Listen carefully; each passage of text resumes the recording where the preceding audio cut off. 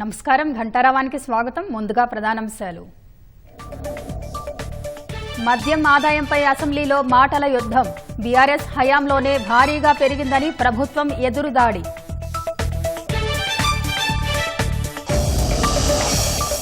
Triple R భూసేకరణకు సరైన నిధులు కేటాయించలేదని BRS విమర్శ. రోడ్డు అమ్ముకునే వాళ్లకు ప్రశ్నించే హక్కు లేదని కోమటిరెడ్డి ధ్వజం. పార్టీ మారిన ఎమ్మెల్యేలపై అనర్హత పిటిషన్పై సుప్రీంకోర్టులో విచారణ. కౌశికిరెడ్డి తరఫున సీనియర్ న్యాయవాది సుందరం వాదనలు. 10వ తరగతి ప్రశ్నాపత్రం లీక్పై కొనసాగుతున్న దర్యాప్తు. 10 మందిని అరెస్టు చేసిన పోలీసులు. పరారీలో మరో నిందితుడు.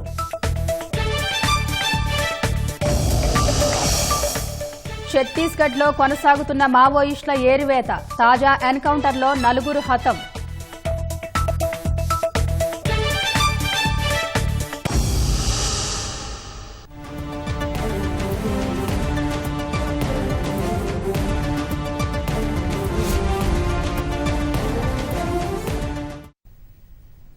రోడ్లు భవనాల శాఖ పద్ధతిపై చర్చ సందర్భంగా ట్రిపుల్ ఆర్ భూసేకరణపై అధికార విపక్షాల మధ్య వాగ్వాదం జరిగింది. బడ్జెట్లో సరైన నిధులే కేటాయించలేదని, ఇలాగైతే భూసేకరణ ఎప్పుడు పూర్తవుతుందని బీఆర్ఎస్ ఎమ్మెల్యే ప్రశాంత్ రెడ్డి ప్రశ్నించారు.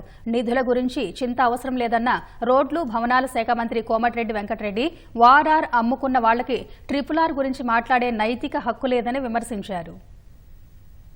ఈ రీజనల్ రింగ్ రోడ్ విషయంలో కూడా లాస్ట్ బడ్జెట్లో 1525 కోట్లు పెట్టినారు. నేను ఇంతకుముందు చెప్పినట్టు ₹1 దాంట్లో ఖర్చు చేయలేదు. మళ్ళీ ఈ బడ్జెట్లో కూడా 1525 కోట్లు పెట్టినారు. అయితే అధ్యక్ష, ఇవాళ నార్త్ రీజనల్ రింగ్ రోడ్కి ల్యాండ్ ఎక్వియేషన్కి దాదాపు 3000 కోట్లు కావాలి. అంటే మొత్తం 5800 5700 కోట్లు ఉంది. దాంట్లో సగం తీసుకుంటే దాదాపు 3000 కోట్లు కావాలి. మీరు పెట్టిందేమో 1525 కోట్లు, సగమే పెట్టినారు. అంటే ఈ సంవత్సరం కూడా ల్యాండ్ ఎక్వియేషన్ కాదన్నట్టే కదా లెక్క. ఫిబ్రవరిలోనే మేము పనులు స్టార్ట్ చేస్తాము అన్నారు ట్రిపుల్ ఆర్. ఇప్పటిదాకా 1 ఎకరం ల్యాండ్ ఎక్వియేషన్ చేయలేదు, ₹1 రైతుకి ఇవ్వలేదు. మళ్ళీ ఈ బడ్జెట్లో కూడా 3000 కోట్లు అవసరం ఉంటే 1525 కోట్లే పెట్టినారు. అంటే ఈ సంవత్సరం అయినా ల్యాండ్ ఎక్వియేషన్ అవుతుందా కాదా? మళ్ళా ట్రిపుల్ ఆర్ దక్షిణం కూడా తీసుకున్నారు. సపోజ్ వాళ్ళు మళ్ళీ దాని మీద కూడా వాళ్ళు శాంక్షన్ చేస్తే దానికో 3000 కోట్లు కావాలి. దానికైతే 0. అంటే ట్రిపుల్ ఆర్ దక్షిణ భాగం కేంద్రం శాంక్షన్ చేసినా మీరు ల్యాండ్ ఎక్వియేషన్ చేయడానికి డబ్బులు పెట్టలేదు బడ్జెట్లో. ట్రిపుల్ ఆర్ సంబంధించిన విషయం వారు మాట్లాడే మాటలన్నీ కూడా అవాస్తవాలు చెప్తూ మళ్ళా సభతో పాటు ప్రజలను కూడా తప్పుదో పట్టిస్తూ 2017లో ఈ ట్రిపుల్ ఆర్ అనౌన్స్ చేసి దానికి నెంబర్ కూడా 161AA ఇవ్వడం జరిగింది. ల్యాండ్ ఎక్విజిషన్ మీరున్నప్పుడు 11% అయింది. డిసెంబర్లో మా గవర్నమెంట్ వచ్చిన తర్వాత 88% ల్యాండ్ ఎక్విజిషన్కు కాన్సెషన్ తీసుకొని ఆర్డీసీ ద్వారా మీరున్నప్పుడు తీసుకున్న లోన్ కూడా రెడీగా ఉంది. గవర్నమెంట్ ఆఫ్ ఇండియా అక్కడ పెండింగ్ ఉండి ఆ క్లియరెన్స్ వచ్చిన తర్వాత వెంటనే ఆ ల్యాండ్ ఎక్విజిషన్ ఫార్మర్స్ కూడా ఒప్పుకున్నారు. 88% కంప్లీట్ చేసినాము. అక్కడ ఎప్పుడైతే అప్రూవల్ వచ్చినాయో ఇమీడియట్గా పే చేసి పనులు ప్రారంభిస్తాం. ఓఆర్ఆర్ నిర్మించింది కాంగ్రెస్ ప్రభుత్వం, అమ్ముకున్నది మీ ప్రభుత్వ హయాంలో ఎలక్షన్ ముందు అమ్ముకున్నది. మీకు ట్రిపుల్ ఆర్ గురించి మాట్లాడే మీకు ఎక్కడ ఛాన్స్ ఎక్కడుంది? మీకు రోడ్లు అమ్ముకునే పరిస్థితి తీసుకొచ్చి ఇవ్వాలి ఎలక్షన్ల ముందు. మీరు ట్రిపుల్ ఆర్ గురించి ఇవన్నీ మాట్లాడితే, రోడ్లు మేము వేసినామని మాట్లాడితే, మీరేసిన రోడ్లకు 2014-18 మీరేసిన రోడ్లకు ఇప్పుడు పేమెంట్లు మా గౌరవ డిప్యూటీ సీఎం గారి దగ్గర రోజు మా దగ్గరకు వస్తే మేము పేమెంట్లు అప్పటికి ఇస్తున్నాం. దయచేసి మీరు వాస్తవాలు మాట్లాడితే మంచిదని చెప్పి నా సలహా. ఈ రోజు దానిక 1 ఎకరం భూసేకరణ జరగలేదు, ₹1 రైతులకు ఇవ్వలేదన్న మాట చెప్పినా దాని మీద నిలబడున్నా నేను. ఇంకో మాట ఇప్పటికి కూడా ట్రిపుల్ ఆర్ రోడ్కు నేషనల్ హైవే నంబర్ రాలేదు, దాని మీద నిలబడి ఉన్నా నేను. వారు చెప్పింది నేషనల్ హైవే నంబర్ రాలేదు కాబట్టే ల్యాండ్ ఎక్విజిషన్ చేయలేరు, డబ్బులు ఇవ్వలేరు వాళ్లకు. దానికోసం ప్రయత్నం చేయండి. 15 నెలల నుంచి ఏం చేసిర్రు అని అడుగుతున్నా నేను. మద్యం ఆదాయం పెంపుపై అధికార విపక్షాల మధ్య అసెంబ్లీలో మాటల తూటాలు పేలాయి. గత బడ్జెట్తో పోలిస్తే ఈసారి 12,000 కోట్ల ఆదాయం పెంచాలని ప్రభుత్వం లక్ష్యం పెట్టుకోవడంపై బీఆర్ఎస్ ఆందోళన వ్యక్తం చేసింది. గులాబీ పాలనలోనే మద్యం ఆదాయం భారీగా పెరిగిందని మంత్రులు ఎదురు దాడి చేశారు.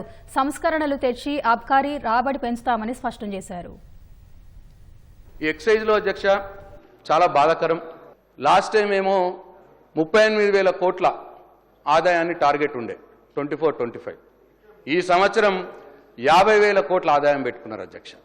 ఆదాయం టార్గెట్గా పెట్టుకున్నారు. అంటే 18,000 కోట్ల ఆదాయాన్ని పెంచాలా అని చెప్పి ఈ ప్రభుత్వం టార్గెట్గా పెట్టుకున్నది. మేనిఫెస్టోలనేమో మేము బెల్ట్ షాపులు తీసేస్తామన్నారు. మరి ఇప్పుడు ఆదాయం పెరగాలంటే ఎక్కువ మంది అమ్మాలంటే ఎక్కువ షాపులు కావాలి. అంటే బెల్ట్ షాపులు మీరు ఎంకరేజ్ చేస్తున్నట్టే అని చెప్పి నేను ఈ సందర్భంగా తమరి ద్వారా ఈ ప్రభుత్వానికి చెప్తా ఉన్నా. కొత్త బ్రాండ్లు, కొత్త బీర్లు, కొత్త బార్లు, మరిన్ని బెల్ట్ షాపులు, ఇదేనా ఈ కాంగ్రెస్ పార్టీ యొక్క పాలసీ, ప్రభుత్వం యొక్క పాలసీ అని చెప్పి నేను అడుగుతా ఉంటాను అధ్యక్ష. తీవ్రంగా వ్యతిరేకిస్తున్నాం. మొత్తం మీ ఆదాయం కోసం కుటుంబాలని ఛిద్రం చేస్తారా అని చెప్పి నేను ఈ ప్రభుత్వాన్ని అడదలుచుకున్నా అధ్యక్ష. చాలా సంతోషం. ఇప్పటికైనా బెల్ట్ షాపులు తీసుకొచ్చినాము, మేమే ప్రోత్సాహం చేసిన అని చెప్పిన ప్రశాంత్ రెడ్డి గారికి, ఆ టీఆర్ఎస్ పార్టీ ప్రభుత్వం సంతోషం. బెల్ట్ షాపులకు సంబంధించి స్పష్టంగా కూడా మా వైఖరి, బెల్ట్ షాపులను ఎంకరేజ్ చేయం. ఆదాయం పెంచడానికి కేవలం రేట్లు పెంచడానికో లేకుంటే బెల్ట్ షాప్ పెంచడం కాదు అధ్యక్ష. లీకేజెస్ ఏదైనా డిపార్ట్మెంట్లో ఉంటే దాన్ని అరికట్టే కార్యక్రమం చేస్తామని చెప్పడానికే మేము ఆదాయం పెంచుతామని చెప్పాం. అనేక సందర్భాల్లో వారు పట్టుబడ్డారు అధ్యక్ష.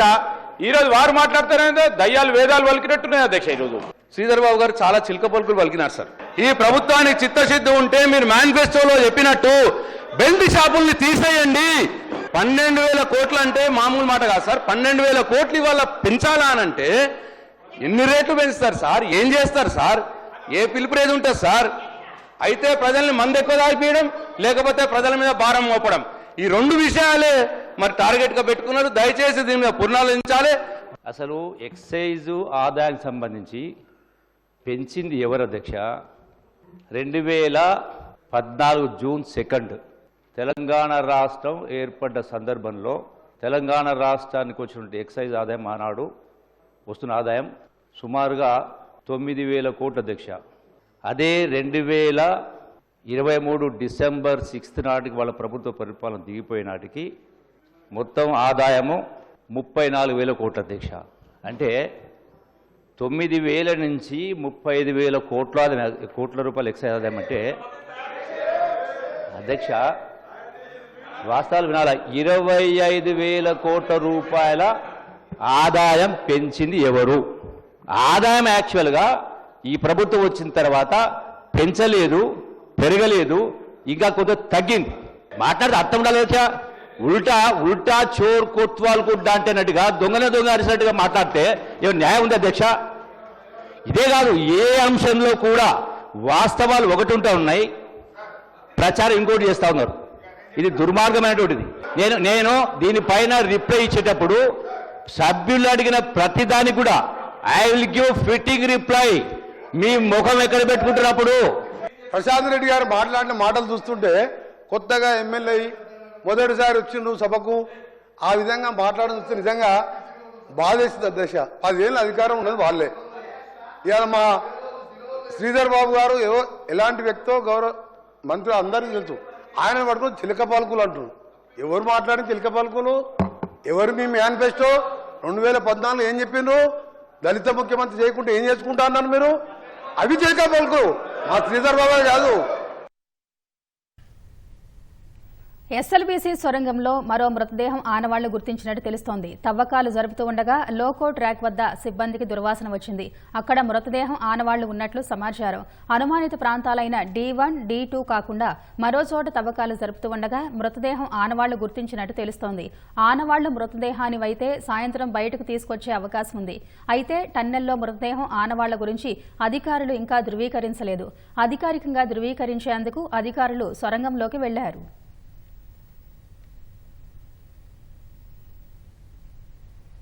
ఏపీలోని ఎన్టీఆర్ జిల్లా జగ్గయ్యపేట పట్టణం తొర్రగుంట పాలెంలోని సాయి తిరుమల మిర్చి కోల్డ్ స్టోరేజ్లో భారీ అగ్ని ప్రమాదం జరిగింది. శీతల గిడ్డంగిలో మంటలు చెలరేగడంతో మిర్చి బస్తాలు దగ్ధమయ్యాయి. ఘాటైన వాసన రావడంతో పరిసర ప్రాంతాల ప్రజలు ఉక్కిరిబిక్కిరయ్యారు. దట్టమైన పొగలు వ్యాపించడంతో స్థానికులు అగ్నిమాపక సిబ్బందికి సమాచారం అందించారు. 4 ఫైర్ ఇంజిన్ల సాయంతో మంటలను అదుపు చేస్తున్నారు. శీతల గిడ్డంగి కింద బ్లాక్లో విద్యుత్ షార్ట్ సర్క్యూట్ కారణంగానే ప్రమాదం జరిగిందని నిర్వాహకులు అనుమానం వ్యక్తం చేస్తున్నారు. చేస్తున్నారు. ఘటనా స్థలాన్ని చేరుకున్న ఎమ్మెల్యే శ్రీరామ్ రాజగోపాల్ తాతయ్య ప్రమాదంపై ఆరా తీశారు. గిడ్డంగిలో 40,000 మిర్చి బస్తాలు ఉన్నట్టు తెలుస్తోంది. దగ్ధమైన మిర్చి విలువ సుమారు 12 కోట్లు ఉంటుందని సమాచారం. శీతల గిడ్డంగి సమీప ప్రాంతాల్లో జగ్గయ్యపేట, షేర్ మహమ్మద్పేటలో పొగ భారీగా వ్యాపించడంతో ప్రజలు కళ్లు మంటలు, దగ్గుతో అల్లాడిపోతున్నారు. మంటలు అదుపులోకి వచ్చేందుకు మరో 2 రోజుల సమయం పట్టొచ్చని అధికారులు చెబుతున్నారు. మరోవైపు కష్టపడి పండించిన పంట నష్టపోయామని రైతులు ఆవేదన వ్యక్తం చేస్తున్నారు. ప్రభుత్వం తమను ఆదుకోవాలని కోరుతున్నారు.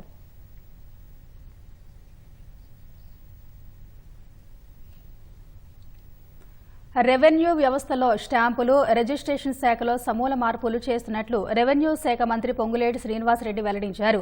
అవినీతి, అక్రమాలకు తావు లేకుండా ఉండేటట్లు ప్రక్షాళన చేస్తున్నట్టు స్పష్టం చేశారు. ఎల్ఆర్ఎస్కు ఆశించిన మేర స్పందన వస్తోందన్న ఆయన గడువు పొడిగించే ఆలోచన ఇంకా చేయలేదని చెప్పారు. త్వరలో భూభారతి అందుబాటులోకి వస్తుందన్న పొంగులేటి రిజిస్ట్రేషన్ ఛార్జీల పెంపు కూడా ఉంటుందని స్పష్టం చేశారు.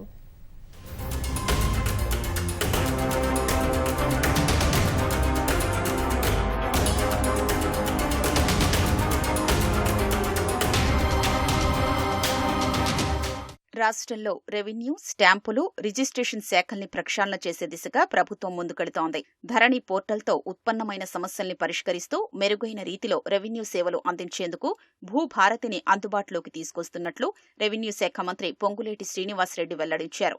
ఆ తరువాతనే రిజిస్ట్రేషన్ ఛార్జీల పెంపు ఉంటుందని తెలిపారు. ఎల్ఆర్ఎస్ కోసం డబ్బులు చెల్లించిన ప్రతి ఒక్కరికి క్రమబద్దీకరణ జరిగినట్లు మున్సిపల్ అడ్మినిస్ట్రేషన్ నుంచి ధృవీకరణ పత్రం జారీ చేస్తామన్నారు. గతంలో 10% రిజిస్ట్రేషన్లు జరిగిన లేఅవుట్లకు చెందిన ప్లాట్లకు మాత్రమే ఇప్పుడు ఎల్ఆర్ఎస్ వర్తిస్తుందని స్పష్టం చేశారు.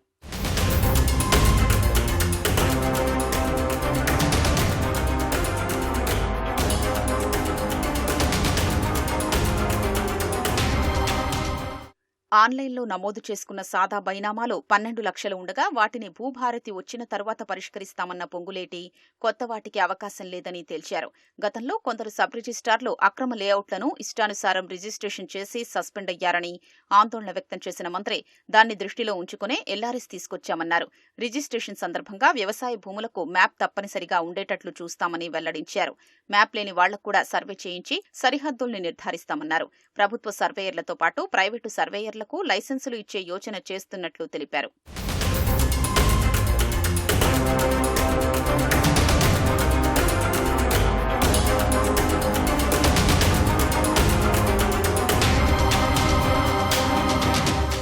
స్లాట్ సిస్టంతో పాటు 4-5 కిలోమీటర్ల విస్తీర్ణంలో ఉన్న సబ్ రిజిస్ట్రేషన్ కార్యాలయాల్ని ఒక్కచోట చేర్చి ఇంటిగ్రేటెడ్ విధానంలో కార్యాలయాలు ఏర్పాటు చేస్తామని మంత్రి తెలిపారు. స్లాట్ బుక్ చేసుకుంటే ఎవరి వద్దైనా రిజిస్ట్రేషన్ చేసుకునేందుకు అవకాశం ఉంటుందని పేర్కొన్నారు. ఆధార్ను అనుసంధానం చేసి ఆధునిక సాంకేతిక పరిజ్ఞానాన్ని అందుబాటులోకి తీసుకొస్తామన్నారు. దీంతో కేవలం 15 నుంచి 20 నిమిషాల్లో ప్రక్రియ పూర్తవుతుందని వివరించారు. ఈ స్లాట్ విధానం అమలుకు ముందు 15 చోట్ల పైలట్ ప్రాజెక్టులను చేపట్టిన తరువాత వచ్చే ఇబ్బందుల్ని అధిగమించిన అనంతరం రాష్ట్ర వ్యాప్తంగా విస్తరిస్తామని తెలిపారు.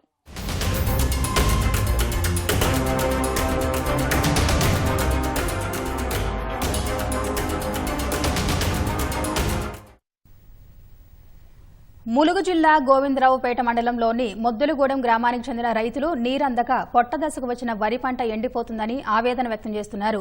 భూములకు పట్టా పాస్ పుస్తకాలు ఉన్నప్పటికీ అటవీ అధికారులు బోర్లు వేయకుండా అడ్డుకుంటున్నారని వాపోయారు. తమ పంటలు ఎండిపోకుండా ప్రభుత్వం పరిష్కారం చూపాలని కోరారు. ఈ పట్టాలు మన కేసీఆర్ ఇచ్చిండు. ఈ కేసీఆర్ పట్టాలను సుతా ఈ గవర్నమెంట్ ఇక్కడ ఉన్న ఫారెస్ట్ అధికారులు ఈ ఫేక్ పట్టాలని మమ్మల్ని ఇబ్బంది పెట్టి మమ్మల్ని బాధలకు గురి చేస్తున్నారు. నేను ఇక్కడ వేసిన 4 ఎకరాల భూమి కనీసానికి మొత్తం ఎండిపోతున్నది. బోర్లు వేసుకోమంటే బోర్లు ఏనిత్తలేరు, మస్తు ఇబ్బంది పెడుతున్నారు. ఇక్కడ ఉన్న సీతాల్ మేడము కనీసానికి చేనులకు ట్రాక్టర్స్ రానియకుండా మస్తు ఇబ్బంది పెడితే గోస పెట్టుకుంటానే. ఇది గుండ్లవాగు ప్రాజెక్టు ఆధారంతో నాటేసుకోవడం జరిగింది. ఇప్పటికీ మేము వేసింది 3 నెలల పంట, తక్కువ పరిధిలో వేసుకున్నాము కాబట్టి అయినా కూడా మాకు గుండ్లవాగు ఎండిపోయి ఇప్పుడు పంటలు ఎండిపోయే పరిస్థితి అయిపోయింది. ఇంకో 2-3 తలతో బయటపడేది కాస్త మొత్తానికి ఎండిపోయి ఇప్పటి వరకు ఎకరానికి 30-40 వేల పెట్టుబడితోటి 1,20,000 పెట్టుబడి జరిగింది. బోర్లు వేసే క్రమంలో మాకు ఫారెస్ట్ రేంజ్ అధికారి అయిన పసరా రేంజ్ ఫారెస్ట్ అధికారులు మమ్మల్ని ఇబ్బంది పెడుతున్నారు. దీన్ని అధికారులు తక్షణమే చర్య తీసుకొని మాకు బోర్లు వేసే విధంగా కానీ ప్రాజెక్ట్ నుండి వాటర్ వచ్చి పంటలను కాపాడే ప్రయత్నం కానీ చేయాలని మేము కోరుకుంటున్నాము. దాదాపు ఒక 40-50 ఏళ్ళకు నుండి ఈ భూమి పోరాటం చేసి భూమి కొట్టించిందే మేము. అప్పుడే పట్టాలన్నీ చేసినాం. మేము పట్టాలు చేయించిన తర్వాత ఇప్పుడు ఫారెస్ట్ అధికారులు బోర్లు వేద్దాం బాగా నష్టపెడతారు. 40 ఏళ్ళ నుంచి ఇక్కడ వ్యవసాయం చేస్తాం మేము. ఏ ఫారెస్ట్ వాళ్ళు కూడా మాకు అడ్డం రాలేదు. బోర్ 200 వేసినాం. 200 దింపిన తర్వాత ఫారెస్ట్ వాళ్ళు వచ్చి బండిని సీల్ చేస్తామని బెదిరించి వెళ్ళిపోయింది మా భూమి అని. ఫారెస్ట్ అని మాకు లోన్లు ఇచ్చిండ్రు, పట్టాలు ఇచ్చిండ్రు, అన్ని ఇచ్చిండ్రు. ఇక్కడ రైతు బంధు కూడా ఇస్తాను. ఈ సంవత్సరమే 10 ఏళ్ళ నుంచి ఏ ఫారెస్ట్ వాళ్ళు మమ్మల్ని ఏమనలే. 41 సర్వే వచ్చేసి మా ఆర్ఎఫ్లో చూపిస్తున్నది. దీనికి వీళ్ళు అప్లికేషను ఎంఆర్ఓ గారికి పెట్టుకుంటే ఎంఆర్ఓ గారు ఎఫ్ఆర్ఓ గారికి ఇస్తే ఎఫ్ఆర్ఓ గారి ఆదేశానుసారం మేము వచ్చి ఇక్కడ లొకేషన్ తీసుకోవడం జరిగింది. ఆ లొకేషన్ మా ఆర్ఎఫ్ పరిధిలో వస్తున్నది. రైతులు వచ్చి బోర్లు వేసుకోవడానికి పర్మిషన్ ఇవ్వమంటున్నారు, కానీ అది ఆర్ఎఫ్ పరిధిలో ఉండడం వల్ల మేము ఎలాంటి పర్మిషన్స్ ఇవ్వమని చెప్పాము. రాష్ట్రంలో న్యాయవాదుల వరుస హత్యలు, వారిపై దాడులను నిరసిస్తూ పలువురు లాయర్లు అసెంబ్లీ ముట్టడికి యత్నించారు. నిన్న హైదరాబాద్ సంతోష్ నగర్లో జరిగిన అడ్వకేట్ హత్యను ఖండిస్తూ న్యాయవాదులు అసెంబ్లీ ముట్టడికి యత్నించారు. నాంపల్లి తెలుగు విశ్వవిద్యాలయం నుంచి ర్యాలీగా వచ్చిన న్యాయవాదులను పోలీసులు అడ్డుకున్నారు. కొందరు అసెంబ్లీ ప్రాంగణం వైపు దూసుకెళ్లేందుకు ప్రయత్నించడంతో పోలీసులు వారిని అరెస్టు చేశారు. న్యాయవాదుల రక్షణ కోసం ప్రత్యేక చట్టం తేవాలని ప్రభుత్వాన్ని కోరారు. వరుస హత్యల నేపథ్యంలో న్యాయవాదులకు రక్షణ కల్పించాలని డిమాండ్ చేశారు.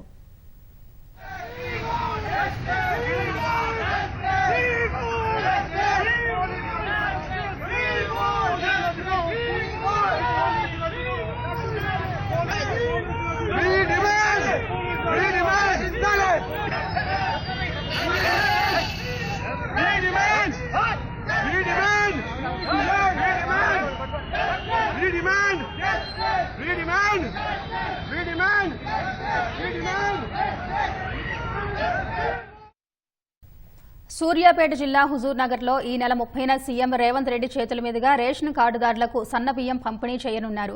సీఎం పర్యటన దృష్ట్యా సభా స్థలిని జిల్లా ఎస్పీ, కలెక్టర్ పరిశీలించారు. 3 చోట్ల పార్కింగ్ స్థలాలను ఎంపిక చేసినట్టు తెలిపారు. ఎలాంటి అవాంఛనీయ ఘటనలు జరగకుండా అధికారులు అప్రమత్తంగా ఉండాలని సూచించారు.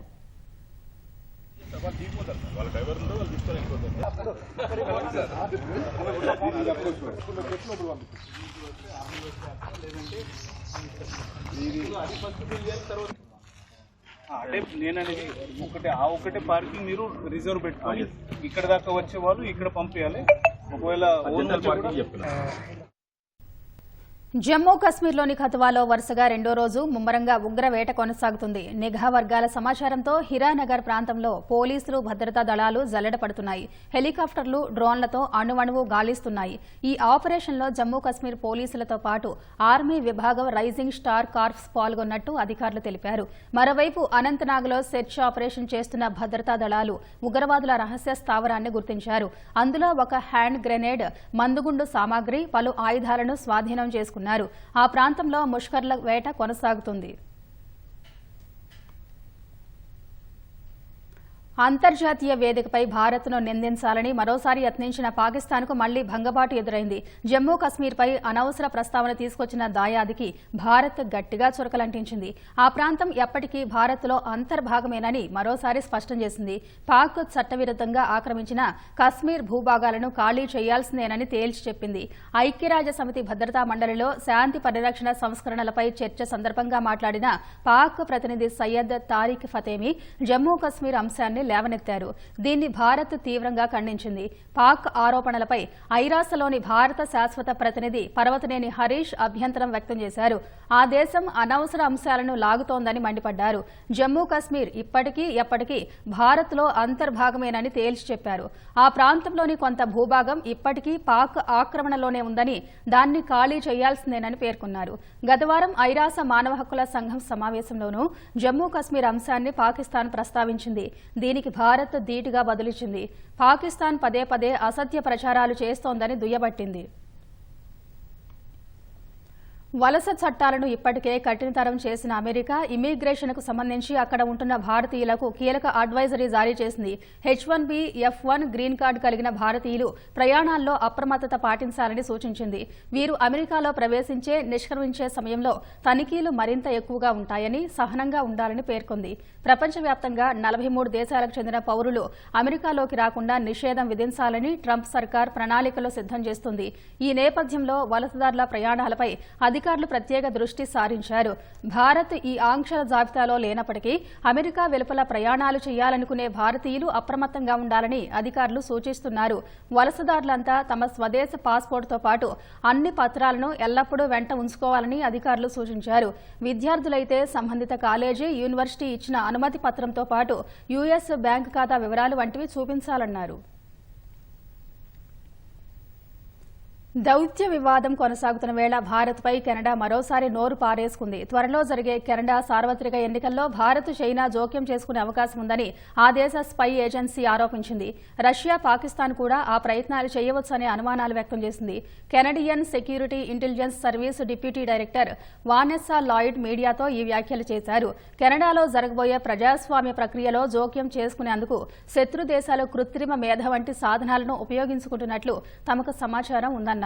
చైనా ఈ ప్రయత్నాలను చేసేందుకు అధిక అవకాశాలు ఉన్నాయన్న లాయిడ్ భారత్కు కూడా ఆ సామర్థ్యం, ఉద్దేశం ఉందని ఆరోపించారు. అయితే ఈ ఆరోపణలపై వట్నావాలోని చైనా, భారత దౌత్య కార్యాలయాలు ఇంకా స్పందించలేదు. గతంలోనూ కెనడా ఈ తరహా ఆరోపణలు చేయగా వాటిని భారత్ తిప్పికొట్టింది.